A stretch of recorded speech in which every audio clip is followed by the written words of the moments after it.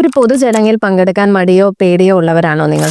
ഒന്ന് ഉറക്കച്ചിരിക്കുമ്പോൾ അല്ലെങ്കിൽ ഒന്ന് തുമ്മുമ്പോഴോ ചുമയ്ക്കുമ്പോഴോ അറിയാതെ മൂത്രം പോവുക എന്ന് പറയുന്നത് ഒരു സ്ത്രീയെ സംബന്ധിച്ചിടത്തോളം വളരെ പ്രയാസമുള്ളൊരു കാര്യമാണ്. പലപ്പോഴും ഇത് വളരെ ലേറ്റ് സ്റ്റേജിലാണ് ഡോക്ടേഴ്സിന്റെ അടുത്തേക്ക് എത്തുന്നത് തന്നെ. എന്താണിത്? അറിയാതെ ചുമയ്ക്കുമ്പോൾ അല്ലെങ്കിൽ തുമ്മുമ്പോൾ അല്ലെങ്കിൽ ഒരു ജിമ്മിൽ ഒരു ട്രെയിനിങ്ങിന്റെ സമയത്ത് അതല്ലെങ്കിൽ നല്ല ഒരു തമാശ കേട്ട് നമ്മൾ ഒന്ന് ഉറക്കച്ചിരിക്കുമ്പോഴൊക്കെ അറിയാതെ ഈ യൂറിൻ പോകുന്ന കണ്ടീഷനെ നമ്മൾ പറയുന്നത് സ്ട്രെസ് യൂറിനറി ഇൻകോണ്ടിനൻസ് എന്നാണ്.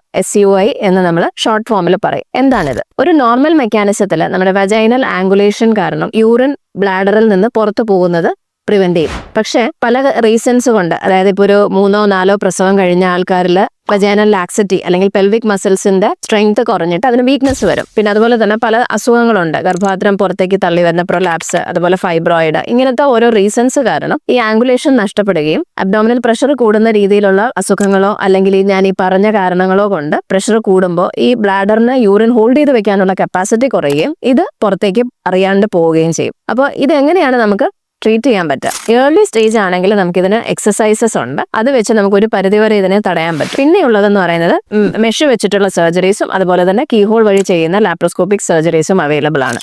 അപ്പോൾ എപ്പോഴും നമ്മൾ കാണുന്നത് പലരും ഇത് പറയാതെ വളരെ മടിയോടുകൂടി ഭർത്താവിനോട് പോലും പങ്കുവെക്കാതെ വളരെ ലേറ്റ് സ്റ്റേജ് വരെ കൊണ്ടുപോകുന്ന സാഹചര്യങ്ങൾ നമ്മൾ കാണാറുണ്ട്. പക്ഷെ ഒരിക്കലും അത് അങ്ങനെ ചെയ്യരുത്. ചെറിയ രീതിയിൽ തന്നെ സിംറ്റംസ് ഉണ്ടെങ്കിൽ ആദ്യമേ തന്നെ ഡോക്ടറിനെ കണ്ടു കഴിഞ്ഞാൽ നമുക്കത് വളരെ ഫലപ്രദമായിട്ട് നമുക്കത് ട്രീറ്റ് ചെയ്ത് മാറ്റാവുന്നതാണ്.